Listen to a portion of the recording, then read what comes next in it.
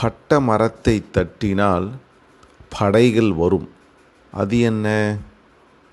என்னடா அது? மரத்தை தட்டினா எல்லாரும் வருவாங்களாமே. படைகள் ஊரில் இருக்கிற மொத்த பேர் வருவாங்களாம். யாராக இருக்கும்? அப்பேற்பட்ட மரம் என்னடா சாமி? அந்த மரம் பேசுமோ? எல்லாம் வாங்கோ வாங்கோ அப்படின்னு சொல்லுமோ? கண்டுபிடிச்சிங்களா? அதுதான் முரசு. 3 திருடர்களை சுற்றி 12 காவலர்கள். அவர்கள் யார்? எம்மா, மோசமானவங்களாக இருப்பாங்க பொழுது.